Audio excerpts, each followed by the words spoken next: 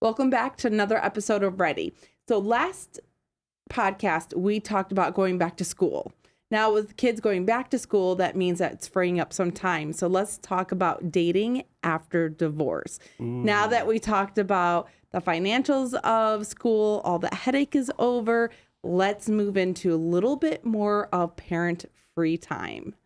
Because this is a juicy topic. It's a loaded topic. I feel like we could talk about it, and this could spider in so many directions. So I feel like this should be dating after divorce part 1 of many parts, because I feel like we can go off on a couple tangents. But we'll try to stay focused on 1 or 2 points. And you're smiling already. I think Jeff you're has ready some to juicy pounce. stories here, I think, right? Well, everybody thinks, people think like, because I've been divorced, I'm probably the only with this table, it's been divorced. They all think like, oh, you're going to get back out there. And they think it's like so much fun. And I would say for me personally, that's not it. Especially when you have kids, there's so many things you have to consider. And depending on how old you are after the divorce, it's like, where are you going to go? What are you going to do? So yeah, it's an interesting topic for sure. So I could definitely tell you about some of the things you have to consider when you have kids and are divorced. But no, this is a good time, or I think this is what I tend to see, and I think all of us might tend to see, is that this is a time of the year where, as Cece said, kids are go back to school. The parent might feel either lonely or have some free time on their hands. And maybe you did a cleanse or a diet of some sort over the summer. Maybe you got a suntan. Maybe you cleaned out your house and did some spring and summer cleaning. And now you feel comfortable inviting somebody over to your house or want to show it off, whether it's that or whether now you can fit into the outfit you wanted to fit into or whatever it is. And you're getting back out there and want to start dating again. But there's a lot of things to consider and be careful of. And there's stuff from a divorce aspect and post-divorce aspect. There could be stuff in the judgment, divorce, or agreement that prohibit an unrelated overnight guest staying in your house. Now, that's not as common as it used to be. When I first started doing divorces, it seemed the language, in fact, was no overnight guests of the opposite sex on the nights that you had your children. And since then opposite sex has been removed, and then other things have been removed. And now judges don't really like putting that in there. Mm-hmm. And a lot of times people won't even agree to it, or their lawyers won't even advise them to agree to that. But there's other situations where, as spousal support could terminate upon remarriage. Now, some people will try to or could have something. That's true. Yes, you see that, huh? Yeah. Light bulb moment. See what he did there? No, because I have a girlfriend who will not commit or put a ring on her finger. That's because very much likely the reason. She won't even put a ring on there to give anybody hope. I think she wants to make that checkbook hurt. Well, that's what she's doing. Hurt. She's just. She's just comfortable in her lifestyle. Oh, she's comfortable in her lifestyle, and she knows it is making that checkbook hurt. It's simple, a business decision. I mean, it's not it's a couple grand a month for an extra 2 years. It's $50,000. But it's all relevant too. I had a client recently tell me, she would rather make the amount higher for a shorter period of time than a smaller monthly amount for a longer period of time. And I said, is that amount really going to deter you from getting remarried if you wanted to get remarried? She's like, yeah. I go, well, maybe you should reassess who you're marrying. Who are you talking if to? it's going to be that big of a deal. But then again, maybe it's a good thing that people aren't rushing into remarriage. And if this is one way to stop them from getting remarried, maybe that's a good thing. Yeah, because it went so well the first time. I think they need to stop and listen. What do we need to change here? Some people take a beat. Some people will try, and I have seen a few agreements like this. They're few and far in between anymore, but where they'd say cohabitation would stop spousal support. Now, I don't see that too much anymore. It's mostly remarriage. But that's also, if you don't know, check your judgment of divorce. Yes. And if you don't understand it, call your lawyer or have another lawyer look at it for you. And somebody that's experienced in family law and can read it and understand it and explain to you before you make that mistake. Because what if it's having an overnight guest? Then things change, whether it be regarding your kids or financially. So those are all important things to think about. Also, I don't know much about dating apps because they weren't really around or as popular in my single days. But I hear that people have to be careful on those, and I don't know if any of you have any more insight on that. You can track anybody on those things. You can find them. Even if they try to hide while being married, you can find them on like Ashley Madison and all those places. So you got to be super careful, especially before the divorce, right? Well, Because I know we're talking about dating after divorce and doing it healthy. We should talk about it doing it healthy, but before the divorce has ended, what is your opinion, not advice, but your opinion in your industry when you talk to your clients? Like, how does that work? I mean, it's generally not a good idea, and people will try to use your spouse or the other parent might try to use that against you in a case. Now, Michigan, for the most part, it doesn't really matter from a divorce perspective, but it could make a difference. And one way is with your kids and parenting time. If you're out doing whatever you're doing all the time and not available for your kids or not showing up on time to pick them up from school or from an activity because you're with somebody else, that could affect, obviously, a parenting time outcome.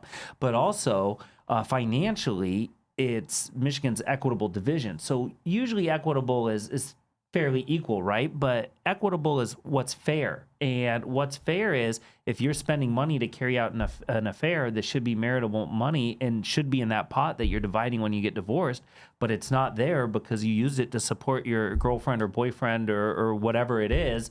And if it's substantial enough, that could make a difference. You might not walk away with 50% of the estate anymore. It could end up being less. So all of that is stuff to think about. But simply having another relationship might not affect the outcome of your divorce case, but you better believe the other side's going to try everything possible to bring it up, to air that laundry, to make it as miserable as possible on you, and potentially hit you in the pocketbook with that. Or potentially could lead to, if your indiscretions are leading to you not being available for your kids, that could make a difference as well in regards to parenting time. Well, that's the biggest aspect of it. It's like, what's right, what's this, what's that, financial. But, let's think about it. You have kids. They just went through a divorce. They didn't deserve it. They don't want it. And here you are, you're going to get your groove back. Well, that's good, but maybe you consider the fact that you have these kids, and you're not going to be bringing people in to meeting them. And, so, I think with that, you want to talk about dating sites and doing all these different things. It's a good idea. Maybe just wait until you don't have your kids, and then you can explore your new life. You mean when you don't have them, like when they graduate and leave the house, or you mean on the weekends that they're with their dad? Well, if they're younger, they're going back and forth on the weekends. And I know for me, I always had my kids like it was 80-20 for me, but I know now they really want to do the 50-50 thing. So if you're on like a more normal, newer schedule, 50-50, that means 50% of the time, go get your groove back, I just see it from the kid's perspective, and I watch. But you also have to think about it from the parent's perspective. But go ahead, Cece. But I want to get a little juicy. Let's get a little juicy. Why are you looking at me when you say that? Well, okay, because I want to ask you a question. I know it's coming. What are you asking me? Because now, being in the stage of life I have quite a few friends who have gone through the divorce process or are in the middle of the divorce process. So right now, in the middle of the process, she is looking forward to her divorce party. Divorsary.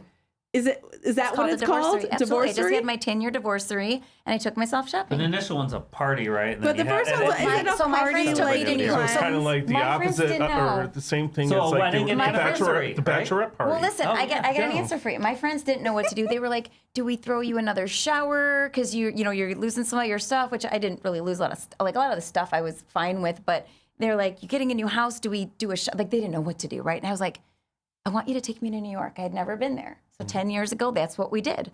We went to New York. That was like you made it through, and that's what we did. So, yeah, I mean, everyone does it differently. But, yeah, it's kind of like when you make it through that process, it's a battle. When I say a battle, that's a very light description. It's war, and it's harsh most of the time. Not for everybody, Not for everybody. But for me, it was. And people that I know had worse stories than I do, and some people have really amicable stories. But the point is, regardless of how amicable it was, you were married. You obviously love this person. You're taking a life and you're ripping it apart. It's a not chapter easy to closed. It's not easy in to life.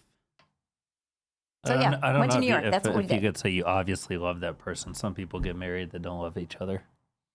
Such a downer, because here we are talking about dating, and we're giving Who's a everyone hope. downer? You're the one telling people the grass is never greener on the other side and wait till their kids graduate high Well, school. not to even graduate date. high school. No, not graduate high school. Just don't bring them into the house. You know what I'm saying? I'm an advocate for just not, until you No, Jen, know. it's not a good idea when you have Right. kids. If they're younger, if they're older, it's different. It's all about the age of the kid. It even depends on the then, you kid. still need to be careful. And the reason Yeah. I asked about these or brought up the dating sites and whatnot is it really the same as, and listen, it may be, but is it really the same as the old-fashioned way of getting set up with somebody who you have mutual friends or a friend that knows them? But even then, they might have a secret life or something you don't know about. And it's not so much are they married, are they not, that I'm as concerned about, but do they have a criminal record? What's their criminal record like? Is this somebody that has a drug addiction? Is this somebody that's raging alcoholic? Is this somebody that is harmful to be in my house or around my children? Is this somebody that could steal my identity, or that I have to lock up my personal belongings when this person's around? Is this somebody that my ex, the mother or father of my children, is going to find out their background or their criminal history and file a motion immediately to have my parenting time suspended or changed? So those are all things to consider also, that we tend to not really want to think about them, but we need to, especially when we're back out there dating again. You can do after like a divorce. basic background check then on something. It'd always be a good thing to do. I know you were just talking about that a little bit earlier. There's a website Scary for that. though. If you go date someone, so you're telling me if I go date someone and I did not do a background check and they had a criminal background, my ex could go after. They could, whether they're successful or not is a different story. But that still costs me more money. It does. It all That would costs cost money. me a lot more money to have to contact my attorney, the emails, the phone calls, however much it costs for each call, for each email. But for me not being organized of who I'm dating, that could hurt in the long run. That never even dawned on me. Can't you go on Otis or something to find that out and just say everybody's criminal record stays on there? but I think listen, that's just if they're there incarcerated, are right? things No, I think that it's Otis, even if they're out. Oh, okay. There are things, and listen, if you're gonna try to do any investigation, a better thing is to consult with or hire a licensed investigator rather than doing your own investigation. But it's not so much, and we're not assuming that everybody out there is bad, but there are things to consider and things to look at. Look at your agreement, your judgment of divorce, any orders after that. Look and see, am I allowed to bring this person into my house? Is this somebody safe to bring in? So all I'm saying is use due care, use caution. And I know people, or at least I hear people are super excited to get back out and date after a divorce and think grass is greener on the other side, even though Holly tells us it is kind of the downer and telling us it's not. But everybody has their own situation, and just be smart about it and I can't stress that enough. And I'm not here to scare everybody, but at the same time, and I know there is exciting and I guess juicy, as CC likes to say, but we also need to think about how it could affect our kids if we have younger kids. If you don't have young kids, it's maybe not as big of an issue. And there's a lot less to risk and a lot less to worry about, because usually once you're divorced, after your kids are grown, I don't want to say it's all done, because there could be spousal support, which could expire or terminate upon either remarriage, or potentially if you have one of those, in my opinion, older agreements as say cohabitation, then you might be out of luck. So Well, that's a good point. sorry to put a downer on your No, juiciness but over there. it's true, because it brings up so much so many. Again, we can go on all these tangents, and you were talking, and we should really bring in a private investigator. That should be our first guest. We'll do that definitely. We definitely, because that would be a fun tangent to go off on. So like dating after divorce part 2, the private investigator. But that also private We investigators can't come play into Nancy Drew play then. We when, can't play Nancy Drew. But that's also during a We'll divorce, still do it. while a divorce is pending, true. or even before a divorce, to figure out, hey, are my suspicions accurate or not? And while it might not make an actual difference in the divorce case itself, or it could, but it may not. But it might be that's what somebody needs in order to make the decision or be comfortable with the decision they're leaning towards of whether to get divorced or not. Confirm Maybe they their need that suspicion. validation, exactly. the intuition that you may or may not have. So that's not necessarily after. That could be at any time. But it is an exciting time of year, I guess, and fall weather and football games and cider mills and this and that. Many So there's dating great date options. ideas. I Exactly. know. Like the first date and just thinking about dating afterwards and starting anew, kind of like we talked about in our, I believe, our second podcast, Divorce Diet, which I know we can go on other tangents about that. But after you start cleansing yourself, like what you were saying earlier, where after going through and purging and you feel anew and going on dating, especially like you said in the fall, you go on the cider mill and get cozy, maybe go to Frankenmuth and go on that little carriage ride, even though I never found that fun. I feel People like find you have that a second fun. calling right now. You should start the right dating site. I'll be your first client, and you guys can dispel the myth that I will be your first client. Look at that. Okay, but I'm super picky, so I might eat through all those applicants pretty fast. See, you're the right. I'm hiring you. I don't know. I have a question though. Like speaking, I'm always a solution-based person, and a lot of time I know the measuring stick for getting mortgages. So this is kind of a question geared towards you, Jeff, because I try to give advice. I always say go to your attorney because there's going to be something behind the scenes. But just on the logical aspect, people come in either just before or a couple months after divorce, where you have a one spouse is to pay alimony of $1,500 or $2,000 a month for 2 years or 3 years. This spouse wants to buy a house and is being limited because they have the alimony. But not only that, like the spouse that just get the alimony has to have it for at least 6 to 12 months to get the money. So if there's equity in the house, a lot of times when I see the alimony support, like stepping in or having to, if it's post-divorce, amending the alimony to say, okay, sometimes they'll have $300,000-$400,000 in an IRA split up. They can boost up the amount drawn from the IRA to give to the spouse. I like to cut the umbilical cord and say, and why the benefit of doing that is because when you measure how somebody gets a mortgage, it's the debt to income ratio.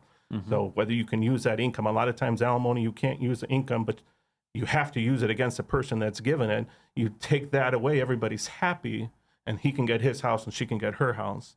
So when I speak into my clients, I try to find those solutions and say, go back, go talk to your attorney and see if you can amend the divorce afterwards, or if it's before the divorce ends. I try to speak into this because a lot of times you can take it from the 401k. And from the guy's standpoint, it's a lot easier. It's like not as nerve-wracking to rate $2,000 a month from your from your bills. How do you feel about finding solutions like that, or should I bite my tongue and I don't want to? Listen, child support you can't play around with. You can't do any of that with. But alimony, which is spousal support, we call it in Michigan. With that, you can get creative with it. You could do a property buyout. You could do a lump sum. You could do a no prepayment penalty. You can make the amount anything you want. There's guidelines to give everybody an idea, but some judges won't even follow them. So there's all different types of methods and formulas, and budget versus length of marriage versus percentage of income, all kinds of different ways to figure it out. But before, now spousal support is treated the same way child support is, in the sense that when you pay it, it's after-tax dollars. When you receive it, it's net it's yours. You don't have to pay taxes on it. Before, it was different. It was a tax or could be a tax write-off, deductible to the person paying it. The person receiving it had to pay taxes on it. Now that that's changed, it doesn't matter as much. Before, when you would tell me what you told me is, well, then we got to get accountants, everybody involved to tax affect it and this and that. Now it's a little bit easier to figure out dollar for dollar. Now, obviously, if it's through a 401k or something else, we could still have an expert figure out what the tax and penalty and this and that rates are.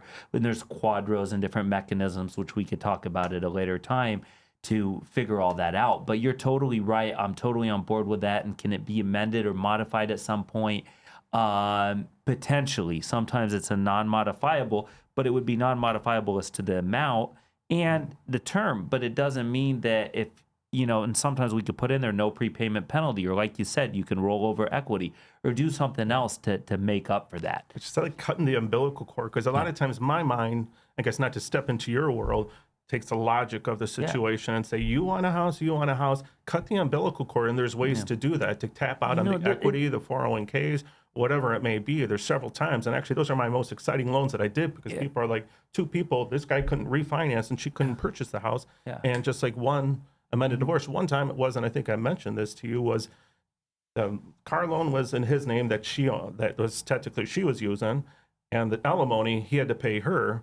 So we just swinged over him being responsible for the car payment and then lowering the alimony by that amount. And by doing that, and it may not be easy to understand as I'm explaining it, but both spouses were able to qualify for the mortgage right after the divorce. So this is the one where I said, go to your attorney and have them amend that. I just think it's really important when you go, you know. And it is important to get creative with it, and you can. And that's why I tell them, go speak to your lender, speak to your accountant, speak to your financial advisor before you really decide what you're going to do. If it's a situation where you can help craft your own agreement through a mediation or a negotiation. No, it is very important. And, you know, sometimes people would rather have it in monthly payments because they're afraid they'll spend it all. But if it's getting a house, but also you're right, where people are told that, hey, you need 6 months worth of support, alimony 6 months to a year before you can get approved. But you're right, sometimes that amount might still be so small that it doesn't even meet an income threshold where they're better off receiving cash up front or rolled over, however they're going to receive it. So no, that's really important. But if your judgment of divorce says it expires upon remarriage or even cohabitation, none of this might even be an option. People want to anchor themselves into new stability, a new tomorrow. Yeah. You know, our Ready logo has that door that's open. They want to walk into that new door and not have to walk out of that same door in 6 months or a year to be able to do it. So that's one thing I've noticed. And you never really know what's on the other side of the door. It could be greener, it could not be. So there's always things to think about. And listen, I tell people as they're going through a divorce that no matter how bad it is, I guess when it starts, it could get worse, and oftentimes it even does, but it eventually gets better. And you know that whole door signifies we don't know what's behind it. So, but the new beginning. That's right. I don't know. The door to me symbolizes a new beginning. Yes. Yeah. And when people come to us, it's usually like they want to find what that new beginning is. And is it a new boyfriend or girlfriend? Is it a new house? Well, it's just a new. Well, a lot of times just a new house where they're gonna. Especially if they have New kids, outfit. the roof over their head. Yeah. So New outfit. I a lot heard of times that. it's little My ear things. perked up. New outfit. I heard If you do it. this, you can buy your new house. If you don't do this, you got to wait for a year or two. You know, so. Holly, what advice guys do you are have for having- people that are recently divorced and want to date people based who are on recently divorced.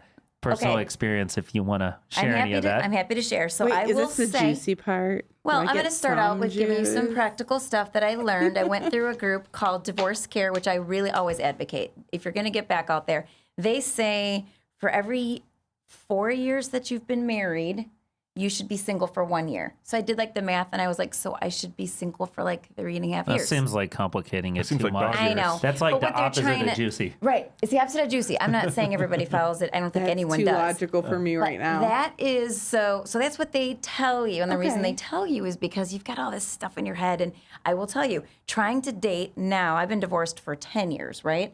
When you meet someone, if someone's like, So you're way past the recommendation, are you? Right. I'm way past. I'm good now. But people are like, oh, I want to introduce you to someone. The first thing I find out is just got divorced. And I'm like, okay, that's a very different scenario than someone who's kind of got their head on straight. That's not like I'm in a different place, like the whole right after the divorce.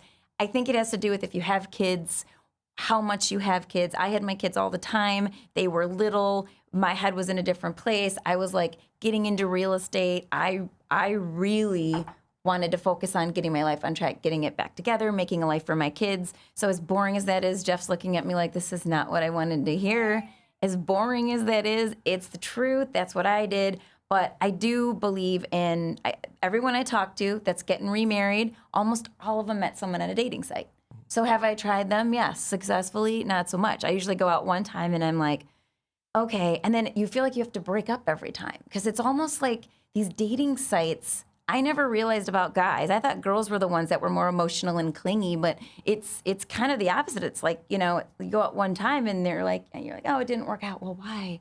What did I do wrong? What? And it's like, oh my God. It's like, so you feel like you're breaking up with people someone every still- time. So that I'm like, people still- how about I just don't do this because I feel terrible and I'm a good person. I don't want to, you know, I just thought we were just going out and, hey, you know, it didn't work out. Do That's people okay. still meet the old-fashioned way, like at a gas station or a restaurant or No, a A bar? gas station. Or- Hold on. yeah. Mobile or you would Speedway? well, No, I did that starting a once. conversation while you're pumping gas. Yeah, no, it can happen. Yeah. I had that happen one time, but it still didn't work. So the point is, it's like, so you can have like, I'm just Maybe waiting for that, the stallion to ride up, like all my fairy tales promised me this was going to happen.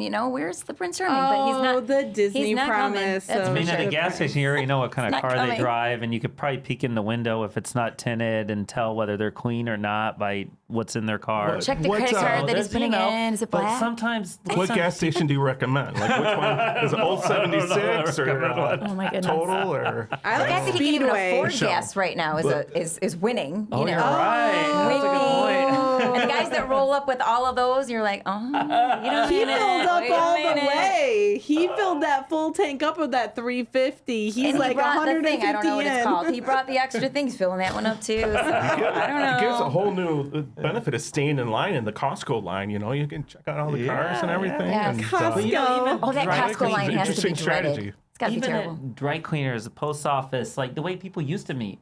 That doesn't happen anymore. hole-in-the-wall Do people bars. talk to people in public I anymore? would love to tell you Yeah. that happens a lot organically. Maybe I need to just go to a different place and try a new dry cleaners. Maybe I need a new, Or I just don't know. talk to people instead of looking down at your phone on your app to see if you got any swipes or likes or whatever. Yeah.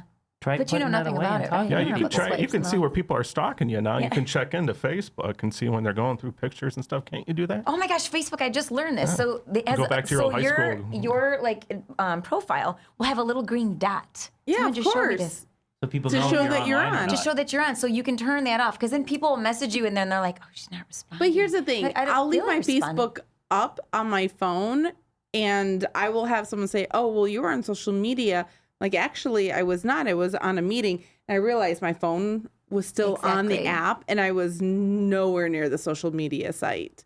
And you can use that. I've heard of people using social media to try to during a divorce, especially to prove, because you got to be careful on social media. Everything is out there. screenshots. Screenshotting things, Messenger, getting a password. I heard of some woman, I don't remember where I heard this, but she went into her husband's phone. She changed all his passwords. He couldn't get in anything. Oh, And I was like that. Go girl. Sorry. Just kidding. Sorry, that's You know, awful. and a lot of texts could be retrieved. A lot of social media messages could be retrieved, and a lot of times there's subpoenas sent out for those.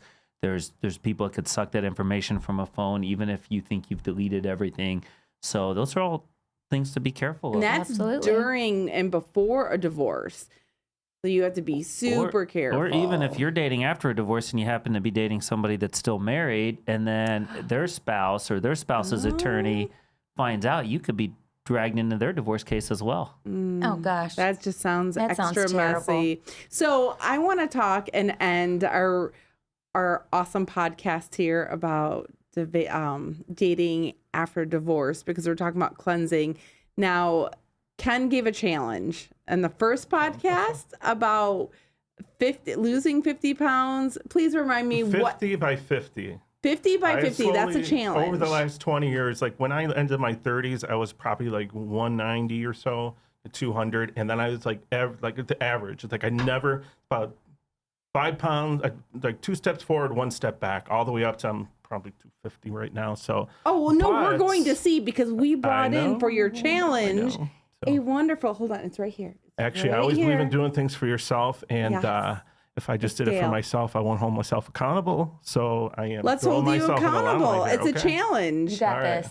Yes. All right. So have you we already need, like, a started- cheering- the way Have you already cheering started moment. working on it since you turned 49, or you're going to start after Hold today? on, like it was July 2nd was my birthday. It's a few weeks after we were up north for like 10 days. So, So you after have to that week, party we a little bit, indulged, drink a little yes. bit, Yeah. you know, so all I right. Maybe kinda a beer stepped by the into lake. it, but not like totally. Okay. I've actually lost a few pounds from when I came back, but still. And you do have shoes on. yeah, And I'm so- telling you, shoes weigh a lot. I know. We'll just keep on doing it in my shoes. I don't have to see it. I probably got a hole in depends my on how long the- Probably have holes Yeah. in my No, I'm socks, just so my kidding. dog I'm eats some giving socks you all the an time. excuse. Just take it. Okay. Shoes No, are- Are you nervous? Way a lot. Are you nervous about no, this I already challenge? saw. I know what's going to happen. So just don't Okay, laugh let's at me. go. Let's Yeah, but do we're proud of it. you for let's even do doing it. it. Just make sure it's on pounds and not Who's taking a picture of it?